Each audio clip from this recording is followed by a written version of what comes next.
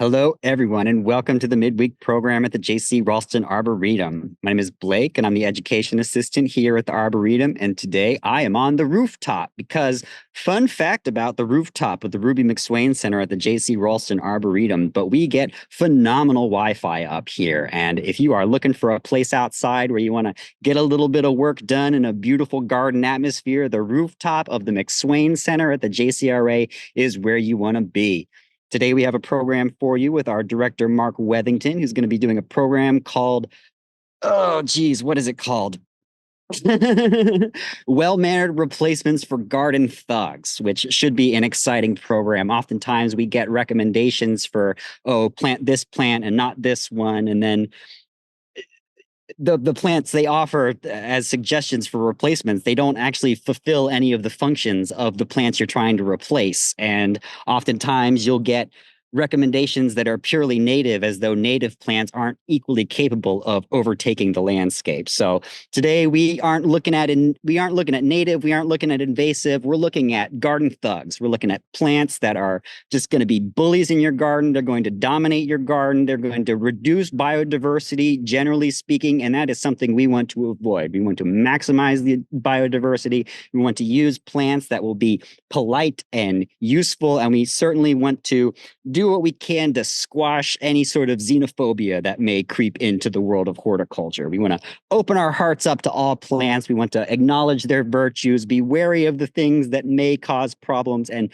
learn as much as we can so we can have the most beautiful landscapes that we possibly can.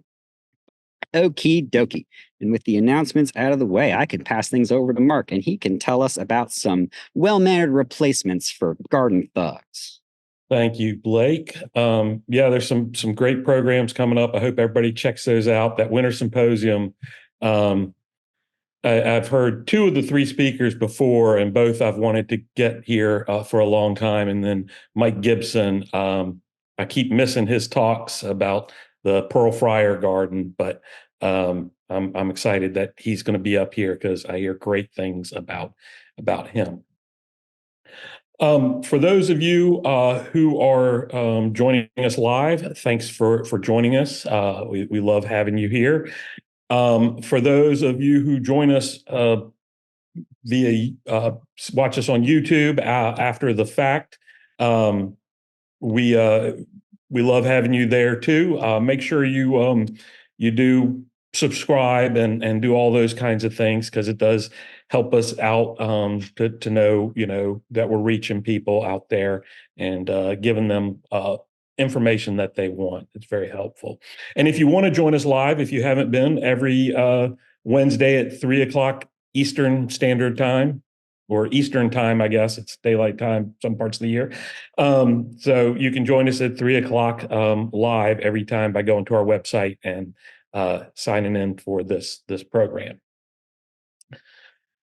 So, talking about garden thugs today, and some well-mannered replacements for them. I kept this the presentation fairly short because I figure we'll have a lot of time to talk about that, and people ask questions about some plants and have some thoughts on what I'm saying and whatnot. And there's a difference between an invasive plant, and there are some bad invasive plants, but the difference between an invasive plant and a garden thug. Garden thugs are ones that just take over the garden, will outcompete other plants, really can swamp them and smother them and that sort of thing. And often the invasive plants are perfectly fine in our gardens. They just escape to natural areas. So I'm not talking about those so much as I'm talking about plants that can get out of control in the garden a bit. So I'm going to jump into it, talk about some plants, but I'll be watching the chat, and we'll love to get questions in on that. When I finish up, you can unmute and ask questions if you want, or go through chat, and Blake will help out with that. So some plants may or may not, some people may or may not consider them garden thugs. Some of these suckering, spreading plants, some of the the flowering quinces, Ardia Japonica and speciosa. I don't know if everybody would consider them thugs, but if you've ever had a 10-year-old patch that has spread to be 12 or 15 feet wide, and you've had to try and wrangle it back under control with those thorns and everything, you might consider it somewhat of a thug. Like a lot of these plants, we always talk about right plant, right place, and this is no exception. Pretty much every plant that I have in here as a thug is one that, if planted properly in the proper place, is a great garden plant. It's just when we try to get a plant to do something that it doesn't really want to do, which is generally stay in a small space and let it go. Flowering quinces are great for getting that winter color. They're one of the first things in flower. They're showy, and then they're kind of ugly the rest of the year in my mind. So a potential replacement is actually a new plant from the J.C. Raulston Arboretum and Denny Werner that was just released last year. Is this dwarf purple leafed, pink flowering peach. So this flowers quite early, not quite as early as the flowering quince, but very early. Stays in a nice compact form. In 10 years, you might have a plant, if it hadn't been pruned, that's 4 to 6 feet wide and about 6 feet across. During the summer, you get this great burgundy foliage. During early spring, before it leaves out, this amazing flower display. It will, in the heat of the southeast, it will green up over the course of the summer, but really a pretty incredible plant. It will produce some fruit on there, not edible fruit. There's no flesh on it. It's just kind of a peach fuzz over the peach pit. But it will do some of that, and who knows? You may get something interesting if you sow those seeds. Another one that people really complain about a lot, probably more than the flowering quince, is these perennial impatiens. The main one that you can find mostly through mail order nurseries is Impatiens omiana. We grow several of these. We grow one called silver pink that's got a kind of a silver overlay and pinkish new growth to it. We grow one that's ice storm that's more silvery. This is the wild form of it. Really quite beautiful. Yellow flowers. That typical impatiens, the species impatiens flower, almost like a little goldfish with that long spur at the end. Is everybody seeing the slides, or are you not seeing it? I can see them for sure, so it might just be you, Lyria. I see them. Okay, all right. So again, Impatiens omiana will spread vigorously in the garden, in the shade garden, especially in a nice, loose, moisture retentive soil. And so people complain about them. I've had a lot of people say, "Oh, I had to rip these all out. They go crazy," and they do.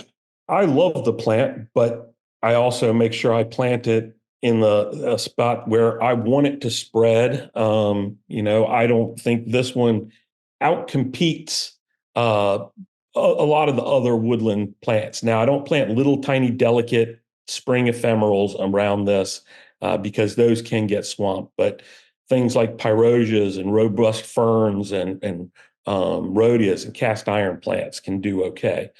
But if you have a small garden or you really don't want things to spread like this, it can be a bit of a thug in the garden. And we'll get into some replacements for this in a minute, but because this kind of goes along with some other plants that kind of can use replacements in the shade garden. Out in the sun, Boy, I love the Japanese anemones, windflower, whatever you grew up calling them. And you can see through this photo there, this is a late summer, early fall photo where there's just masses of them. And that's great if you have acres and acres of garden, and you need something showy to fill it. But, most of us don't have that big a garden, and they spread so vigorous for me that I don't grow them. But I do like that late season color. And one of the plants that I've been playing with, one of the groups, are the abutulons, the flowering maples. Um, this is one called Sink Pink that I've had through 2 winters now. The abutulons tend to be a little marginally hardy. We've planted out a lot. We're trying to figure out which ones will grow during our winters, which ones won't grow during our winters. And so far, Abutulon Sink Pink has been a good one for me. It starts flowering about midsummer and was flowering right up until I got 16 degrees at my house a little bit earlier this spring. And it was going right up to that without any problem. Now, it'll lose all its leaves and the top will die. I usually leave it up for the winter as much so I don't plant something right on top of where it is as anything else. But they're easy. My biggest issue with the abutulons is that the deer like to nip the tops out. But once I get them growing, they seem to be okay. So if you use a spray or something like that can work. I don't really do that. My approach to dealing with deer is to plant a whole lot of things and hope they leave the best stuff alone. Does not always work, but hey, that just gives me room to plant some more things. The abutulons can be grown in containers and brought inside. They were called flowering maples, as I learned them as a house plant. Be aware if you bring them inside, they often get mites or whitefly. Outside, though, they're pretty rock solid, other than the deer and occasional rabbits nibbling on them. One of the things I like about Sink Pink is it's got really big flowers for an abutulon. I mean, it is a real showstopper. So somebody's asking, the abutulon started flowering in midsummer and flowered up until frost, and then it's dormant for the winter. Will pop back up in the spring, and then start flowering again in midsummer. Another plant that, if planted where you want it and how you want it, is perfectly fine. The Lamium gabdullin, or what do they call it? Something Nancy. Help me out here, Blake. You remember Silver Nancy or White Nancy? White Nancy. There you go. That makes sense. It's a ground covering plant for shade. It'll grow in pretty tough spots. Gets little yellow flowers, little heads of yellow flowers. Spreads vigorously once it gets going. It can be beautiful, like in a situation like this. But that's a lot for a lot of people. I grew this as a great ground cover in a camellia garden. Now, this was at a botanic garden, so we had lots and lots of space, but it was perfect under all those really dark green camellias. It really helped them pop, and so was lovely. But I don't grow this at my home garden because it's a little bit much for me. But there are some great things, and this is a kind of like the Impatiens, Omiana, some of the same plants that will kind of be a good substitute for this, or a good substitute for the Impatiens Omiana as well, because they both got that kind of silvery variegated bit in there. So some of the acerums are great. There are both spreading and clumping acerums. So assuming you were planting the Impatiens omienta to grow, or to spread, or the Lamium to spread, but it spreads too much for you. You can go with something like Arum splendens, which is a running Arum, so it will get great, quite large patches over time, but much easier to keep in control. You just pull up around the edges if it goes too far, and then give some to your friends because everybody always wants it. It makes such a great evergreen ground cover.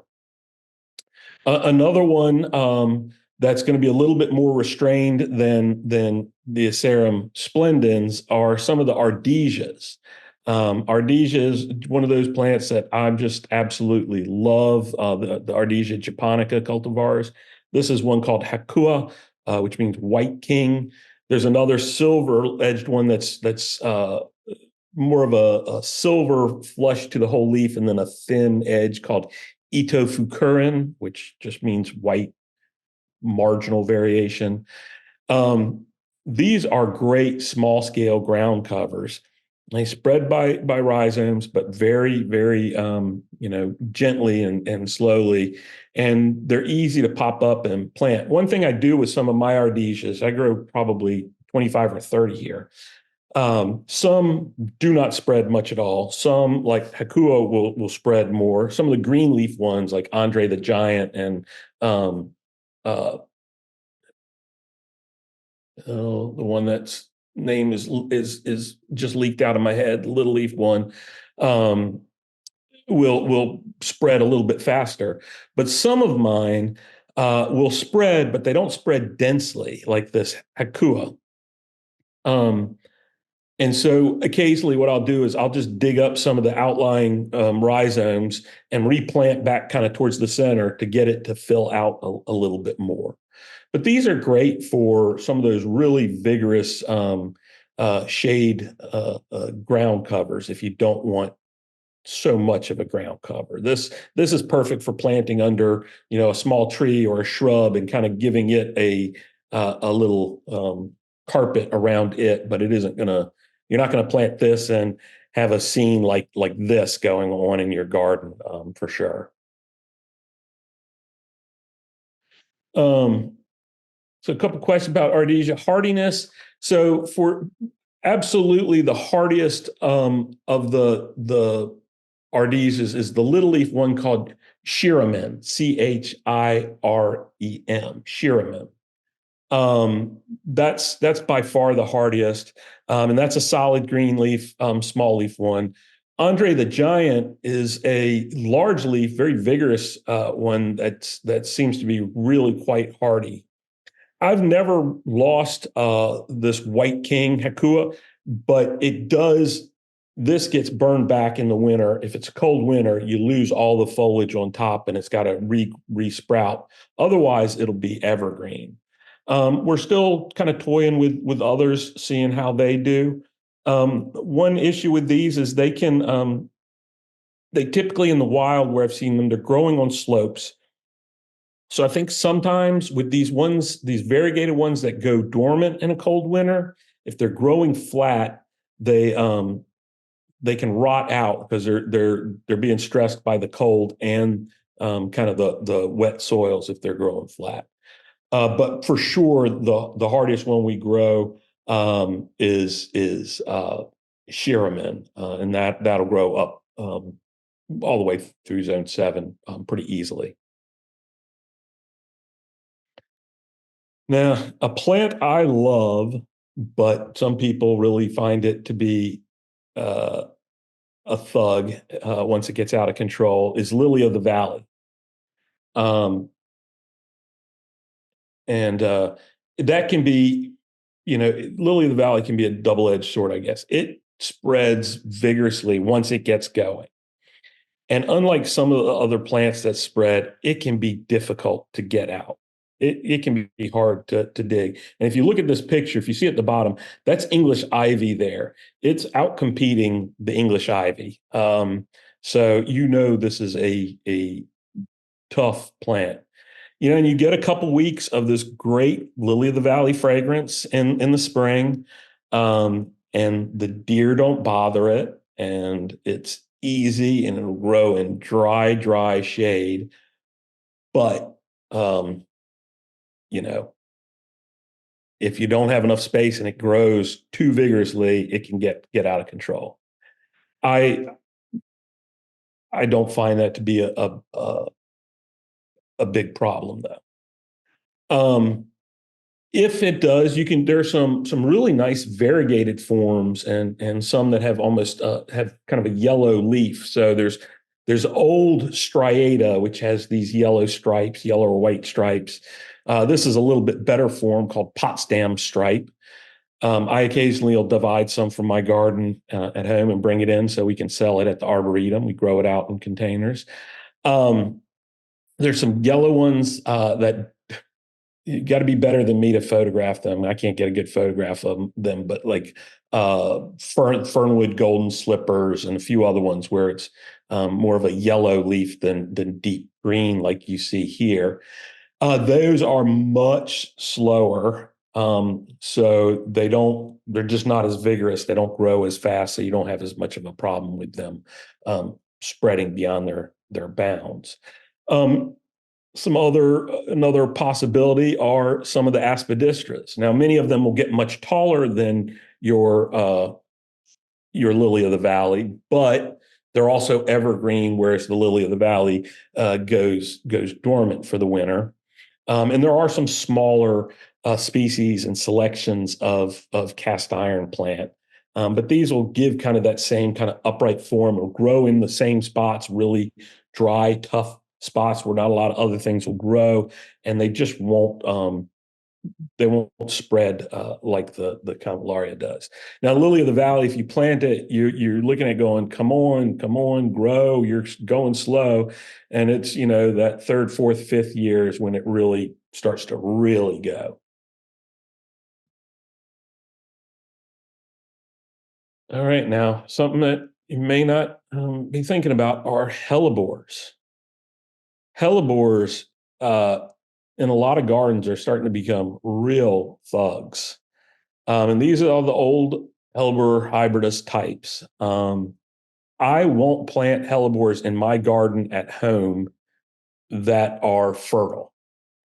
So I've gotten rid of all of just the seedling type grown ones that grow. You can see in here, these are all seedlings, so it's spreading out this way. It's seeding in here.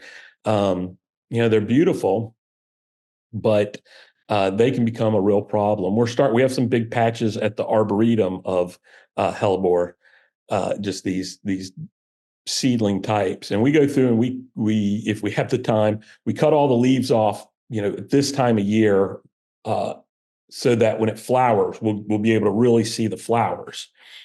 But then we're also going to start with those, both taking some out, but also once they finish flowering, going over and just cutting them all back again and letting all new foliage come up, because they can set a lot of seed. And I've seen gardens now where they're really, well, some areas of the Arboretum, in fact, where they're really taking over the garden. So one thing you can do is get the sterile selections. The most of the ones you see that have HGC,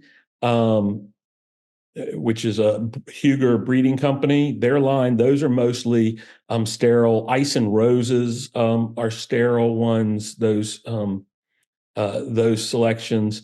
And the sterile ones, they almost always have bigger flowers. They have many more flowers. They flower for a really long time. The flowers themselves last for ages because they're not starting to form seed. And so you get that beautiful clump that's gorgeous. Now, I know a lot of people plant hellebores and they love when they start seeding around. They get very excited by that. But, give it another 5 years and all of a sudden you're battling the things.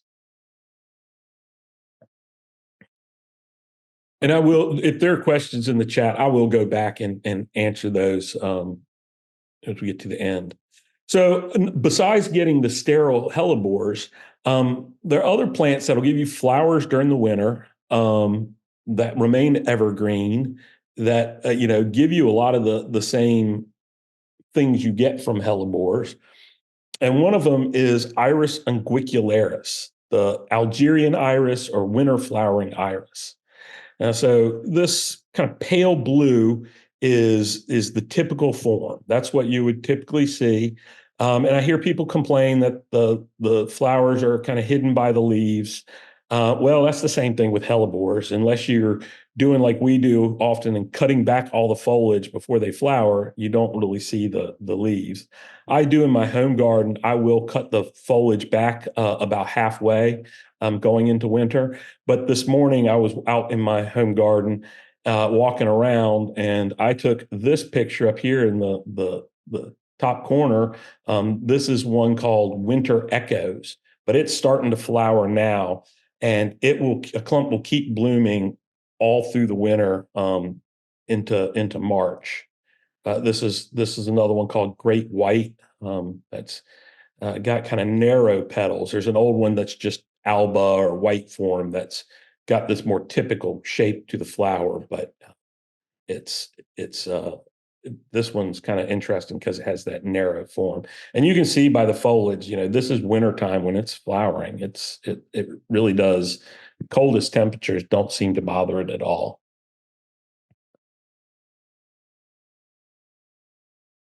Oh, Arum italicum is becoming a huge problem for us at the Arboretum. I've always loved it because it pops up in the fall. You have great foliage, all winter long, kind of tolerates all, whatever we can throw at it during the winter. The flowers are okay, big kind of peace lily flowers at ground level, and then just love the fruits, right? Those red stalks of fruits, just gorgeous. But man, those seeds germinate and they just spread everywhere. So you have two options with this plant. If it's taken over, you can go in and either remove all the flowers when it flowers, or remove all the fruit stalks before they start dropping. Kind of at this stage, you remove them and get rid of them, or don't plant the plant. Because they can go crazy, and they're all over the Arboretum. We're really going to have to take them out. I grow a couple of really nice seedling forms that I've found that just have more silver. The leaves are bigger, whatever. They're different from what you typically see. But I always get rid of the flowers. I'm not growing it for that fruit. I'm growing it for winter foliage only. And, if I were to move out of my house, I would probably dig those plants out and get rid of it. They're very hard to kill because they have a tuber. So even when you spray the tops, they can, they still have reserves in that tuber and will often come back the next year. Best thing to do is dig them out. Otherwise, it's going to take about, what you should do is when they first start coming up, you first get that young foliage up, spray them with glyphosate or some other like contact herbicide. When they come up again, spray them again. It'll usually take about 3 sprays to really knock them back hard enough. So that's the best way to kill them. And you can't do it spray it once and then let it come up and grow and photosynthesize and get it and then spray it sometime later. You really have to be on it and really get it as it's really in early active growth. So cyclamen are a great substitute for the arum. They come up, the foliage comes up in the fall and is there through the winter. It looks beautiful, all kinds of different forms. This is kind of a solid silver-leafed cyclamen coum with the round leaf, but the ivy-leafed cyclamen, the heterofolium, boy, the leaf patterns on there are amazing. I wouldn't care about the flowers at all. I think the foliage can be just amazing. Now, these will spread as well, but I haven't really run across people who feel like they're garden thugs because they're really not impacting other plants at all as they grow. They've got tubers, and the ants like to move those seed around. So you'll see them popping up, like, you see this is a little seedling that's popped up over there. This was with the silver leaf and that really nice pink. These up front is probably a named variety or a selected variety. And then that's probably a seedling from it. And that's definitely a seedling from it. But they're spectacular. And depending on the type, we have some that start flowering in August and September. We have others that flower in kind of January, February, March. So you can really have a very extended bloom season from them, but also that foliage. And it's one that takes a while. This clump right here, that was about 18, 20 inches across. It's going to take a while to get that size, but in the meantime, you can get some seedlings around there. But I love to go and buy Cyclamen when they're up in foliage and select ones that have just really different patterns to the leaf, and plop them around in my garden. And I'll plant them right up at the base of of deciduous trees, often, big deciduous trees. And that way, when they're dormant during the summer, the tree is sucking up all the moisture. These are mostly kind of Mediterranean type plants. So the tree is sucking up all that summer moisture, making sure that tuber or enlarged kypocotyle is staying dry. And then since the tree's deciduous during the winter, it's not sucking up that water like that. And so the plants have more, when they're in active growth, they're doing better. So that's another great one, both for the arum and for hellebores as a replacement for those hellebores. Another one, maybe not quite the same as arums and the hellebores, but is one of the few primroses that we can really grow well. And that's this Japanese primrose, Primula sabolii. This plant pops up in the spring. You get this lovely foliage, kind of crinkled, quilted foliage, gorgeous thing. And then these flowers, and there are flowers all kinds of colors, and I'm just trying to get my hands on as many as I can. I've seen in Europe ones that are deep orange red that must be hybrids, but I'd love to see if they'll grow for us. But these come up in spring. They will spread. They become nice patches. And typically what we see in the US are these pinks and whites. This is Drag Queen, is this pink one with the really frilly petals. This white one is Fuji Snow. There are a few other ones that you can find around, but they are spectacular in early spring, almost late winter when they're going, early spring, and then the foliage looks beautiful for a while, and then it disappears for the summer. So you can plant these in part shade. You can plant them in more sun as long as it's getting some moisture. But you can pair them with things that come up later, kind of like you do those arum, which are summer dormant. You can pair the arum with later the perennials that come in later. One of the plants I like to plant with my Primula sabolii are some of the hardy Sinningias and Semanias, like Semania evita, which often doesn't come up until June. So I've got this in that spot, and then kind of from June on into fall, I've got this other plant in the exact same spot. So you can double up.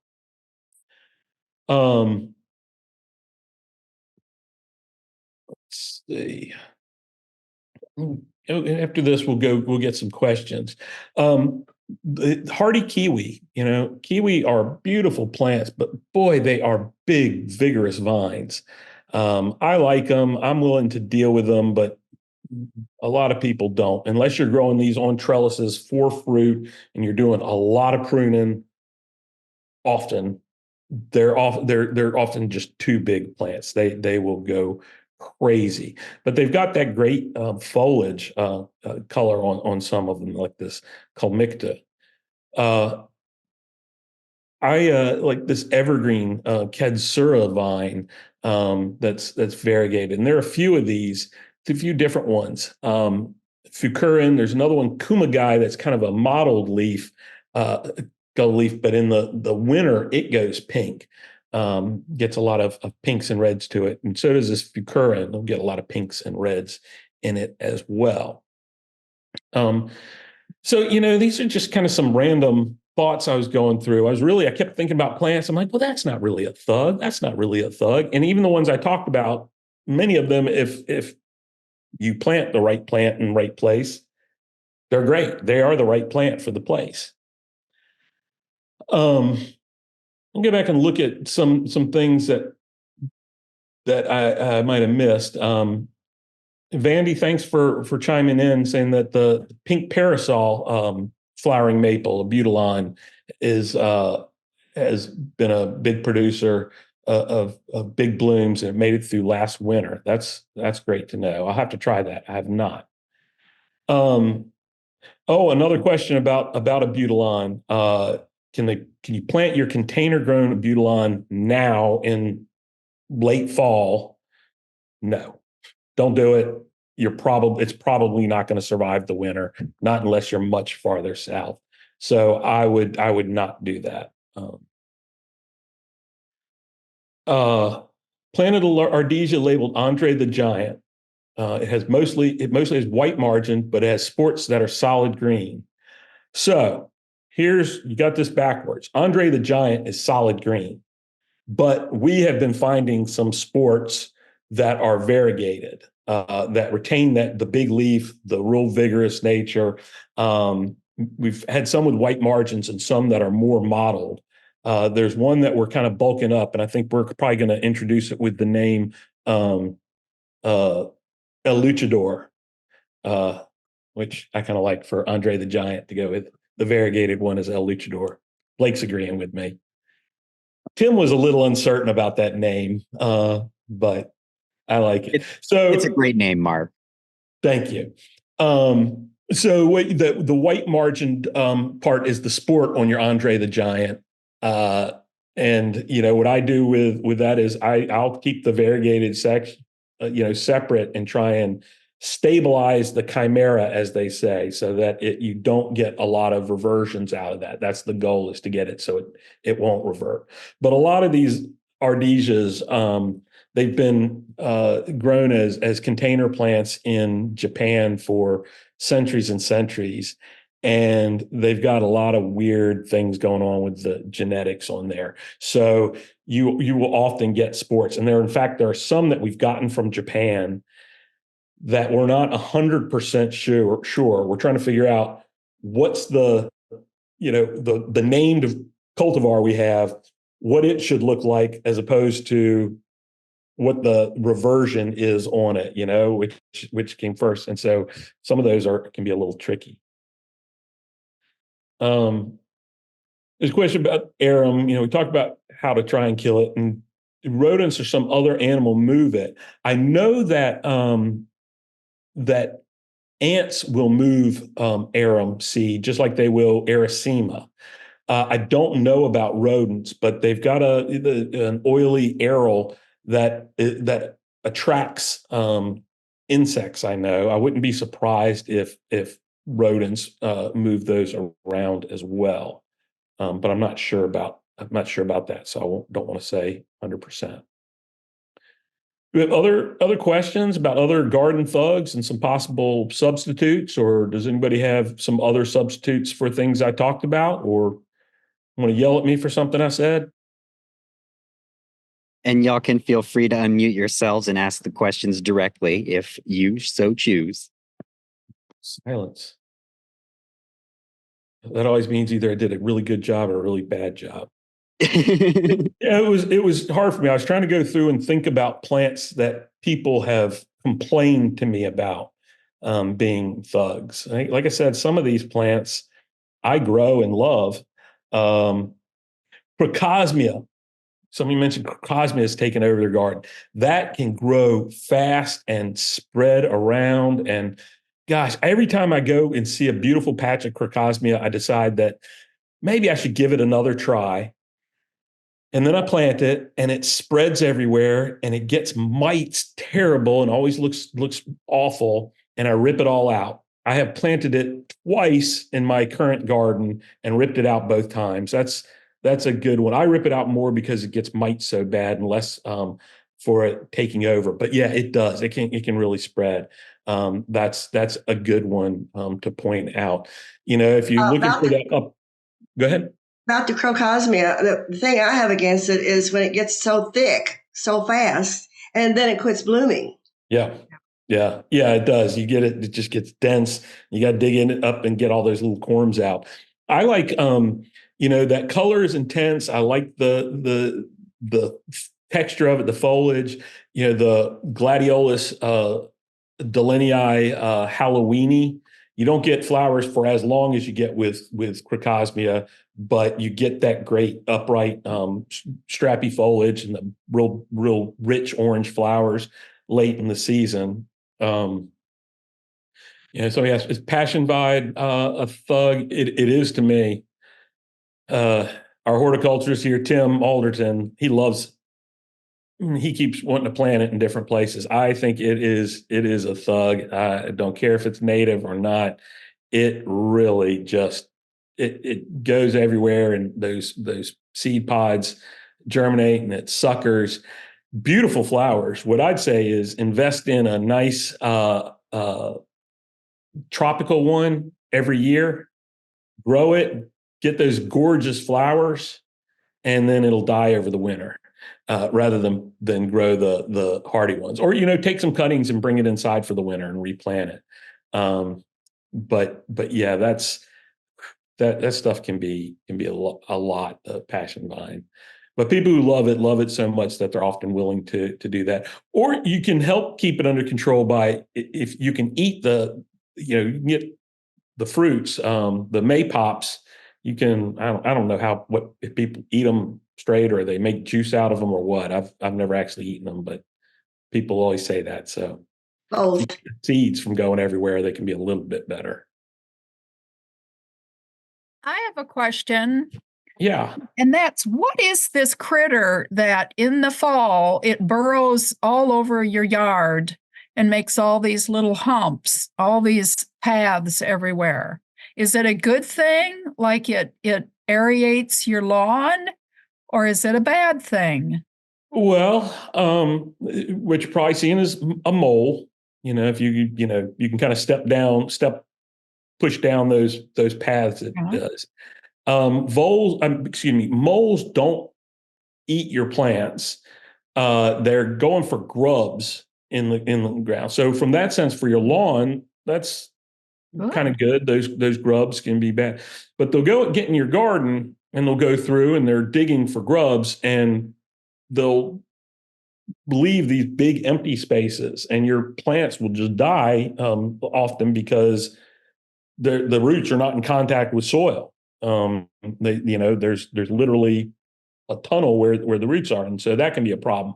And then you get a problem with voles will often come in to mole tunnels, and the voles do eat your plant roots, and so your plant will just be there one day fine, and the next day it's fallen over, and you pick it up and it's got no roots on it. So usually people don't want moles in their gardens. They don't like them, those mole tunnels in their turf and that kind of thing. I tend to be a little more live and let live in my home garden. I'm trying not to go too hard on things like that. But I also have a lot of hawks and snakes and owls around, and they help keep some of those critters under control a little bit. Thank you. Let's see. Bishop weed is hated by many. Yeah, that was one that almost made my list. The Agapanthus. It can be a real thug, especially in a damp area. But I agree. A lot of these, if you have it in a contained area, you can keep it under control. And I think it can be beautiful, especially the variegated one. Spiderwort. It's all about which spiderwort you grow. Some spiderwort is, gosh, it's a nightmare. Some stays in a nice clump and grows fine. It's the ones that spread everywhere that are a real problem. Again, another native plant that a lot of people wish they had never planted in their garden. I stick with the gold foliage ones like Sweet Kate and Golden Sapphire and things like that. They are clumpers and they don't spread very far. How do you get rid of sweet shrub or at least control it? So I'm assuming we're talking about Calycanthus, sweet shrub, sweet bubba. And that's one of those plants, kind of like the canomelies I showed, that can sucker. And again, in the right spot, if you want to control erosion, that suckering is great. Same thing with Itea, the sweet spire can sucker. That's great. There's some really good reasons for using those kinds of things. But if you're in a garden and you want that shrub that's just going to stay as a shrub and not sucker out, it can be a real garden thug. And quite honestly, the only way to control it from doing that is to dig those suckers out. Unfortunately, every time you dig under it and you're cutting those roots, you're making it sucker more. So you're kind of, the best thing is to plant it and then not dig under it at all, not plant other things around it, because every time you cut those roots, you're causing more suckering to happen. Crossvine, yeah, another thug if it's in the wrong spot. I've got crossvine growing in my woodland. It's just naturally growing there. The only reason I know it's there is because I can see the trunk on it, the stem on it that's 3 inches across almost, and after it flowers, I can see flowers laying on the ground. I can't see it in flower because up in the top of the tree, and it's top. But if you have it planted in some area where it's not growing up a 50-foot, pine or something like that, yeah, it can be a real thug. The best use for that is to grow up a tree or to cover a broken down semi. It'll do a great job of camouflaging that. So yeah, you look at some of the smaller vines. If you want something that's kind of gives you some of that color but is much smaller, there's the what do they call it? Firecracker vine, Manettia cordifolia, small thing which dies back to the ground and only grows 6 or 8 feet tall. Leen Cypress, yeah, Leen Cypress is perfect plant for making a quick screen. I always tell people, if you're going to plant a Leen Cypress or a hedge of Leen Cypress, plant something else at the same time that's small. Let the Leen Cypress grow for a few years. They're cheap, they're quick growing, and then cut them all down and let the other things you planted grow up and be the screen. I've very rarely found somebody who said, I'm really glad I planted these 40 Leen Cypresses 20 years ago as a hedge. It just usually they're, having to start over. Ardia Japonica is a tough plant that spreads slowly. Exactly. That was one that was on my list to put in here and just got omitted. Ardia Japonica is another one, kind of like the aspidistra, that's tough, drought tolerant, shade tolerant. Put it in and forget about it. Whether it's the plain green species or one of the other ones, they get little spikes of red berries, but nothing eats those little fruits. So you can get seedlings around your plant, but they don't move anywhere. So that's really nice. And they will, bulk up over time. Virginia creeper, it's gorgeous, but yeah, it can go out of control. I used to, on a house, I had, brick, the lower 3 feet or so of my house was brick, and then it was wood above that. And I used to grow Virginia creeper just on the brick. And I would go out and, every couple of weeks, month, whatever, if it were starting to grow up above the brick, I would cut it off. And so I'd have this beautiful green on the brick during the summer. And then in the fall, it would get crazy, beautiful, gorgeous red and orange fall color. And then during the winter, I had this really nice pattern of stems on there, almost like something espaliered on my brick. But that's something I always try and tell people with vines is if you grow a vine that's vigorous, if you have a particular, like a stopping point for it. Like I grow some really vigorous vines on my dog fence around my house. I will plant a vine on one of the posts, and I will give it each of the 8-foot panels on each side is where it can grow. And that's as far as I let it grow. And I shave the top so it doesn't get all, over the place. And I keep it from going past, so it's got that 16 feet wide area.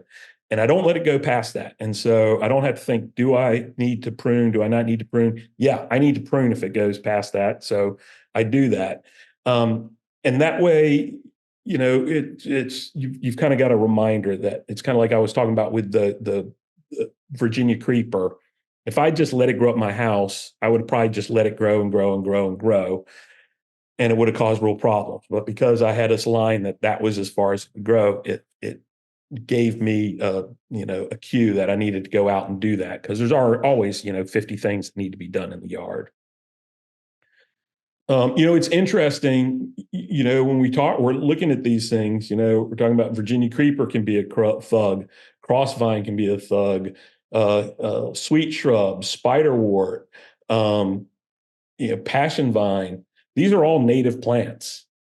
So when we talk about invasives versus aggressive, often our native plants can be real aggressive garden thugs if they're in the wrong spot. But I never get a seedling from my crossvine out here in the garden. That's not true. I do get some seedlings. But it isn't a problem in my garden because it's in a woodland garden. But if I had planted it on an arbor, a 8 or 10 foot arbor, it would be way too big for that and would, take it over. What about white star creeper? White star creeper. I'm not 100% sure. Are you talking about the bulb, like Impatiens, or little tiny leaf spreading thing? The tiny leaf spreading thing that's like blue star creeper. It's in white. Okay, yeah, Laurentia. Okay. For me, that's always only grown where it's damp enough for it to grow, and so that's always kind of kept it constrained a bit for me. I've never had problems with it really going beyond that. But controlling that, would be either kind of digging it out or spraying it.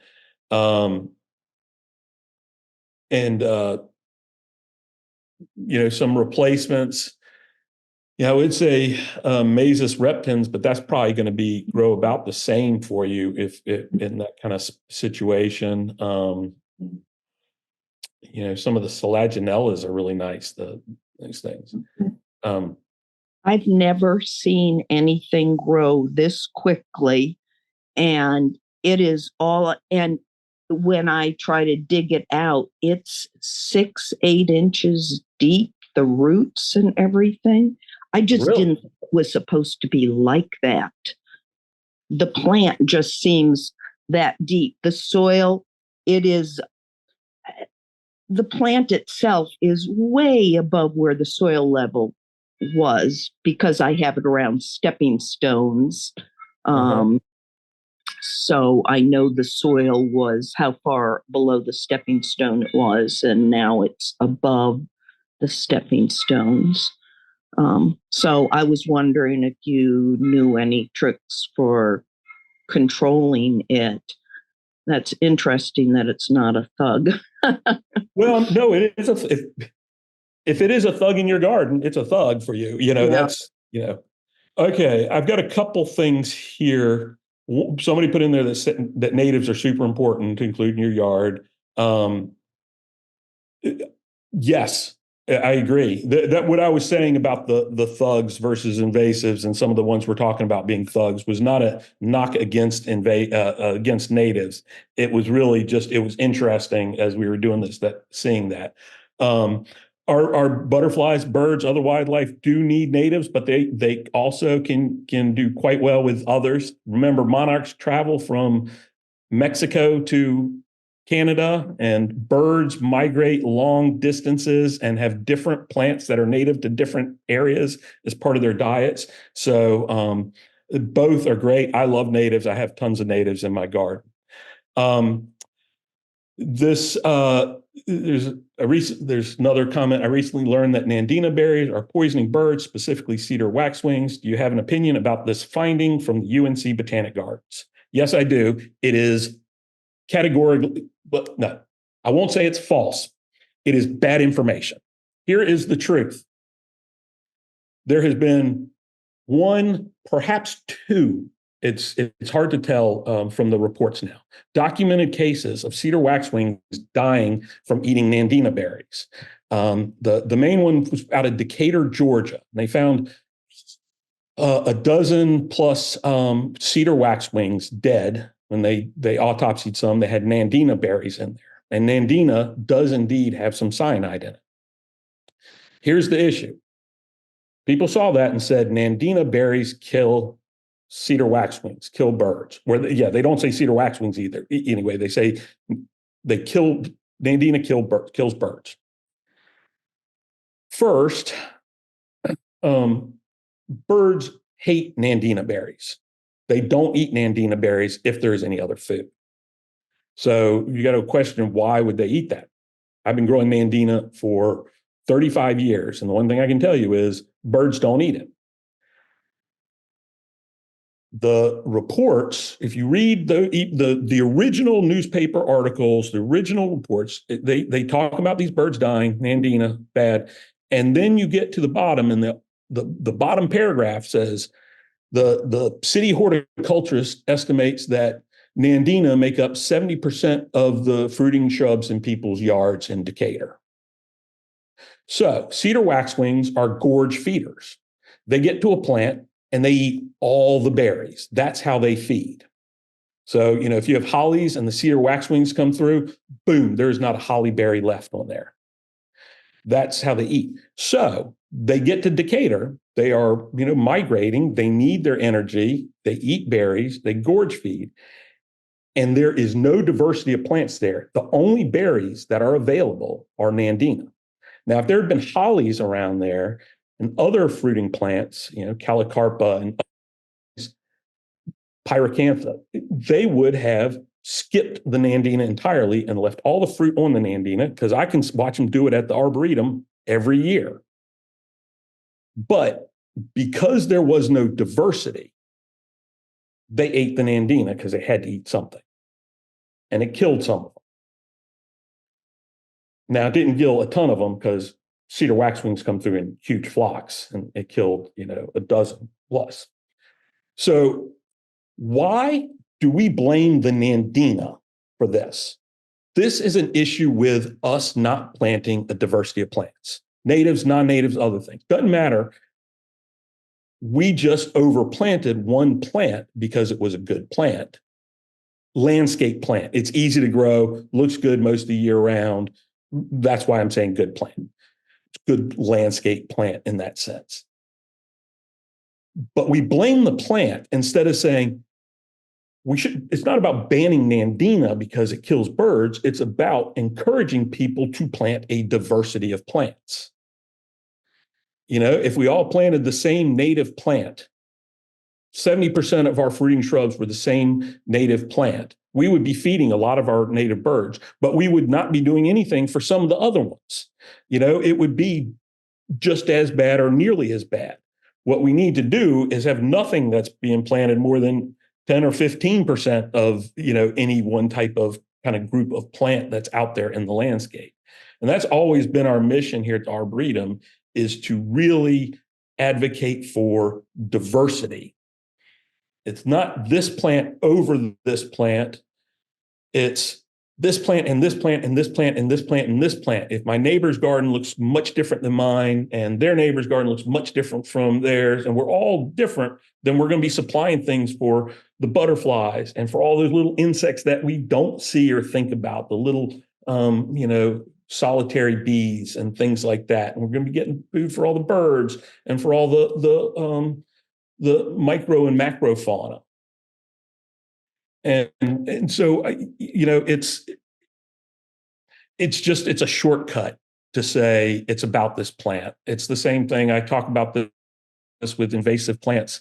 The biggest correlating factor with the presence, the density of invasives in a natural area is soil fertility. The higher the soil fertility, the higher the density of invasive plants. That soil fertility is coming from runoff from lawns. So instead of saying that plant is bad because it's invaded, what we need to do is say, let's take care of the real problem, which is dumping chemicals on our lawns so that they're emerald green 12 months of the year. Let's reduce the amount of lawns. Let's let them not look like astroturf because we're fertilizing the heck out of them. And let's let our lawns be a little bit more natural. And that'll help solve the other problem, which isn't to say there aren't bad plants out there, but we focus on the plant, which is the symptom. It's not the cause.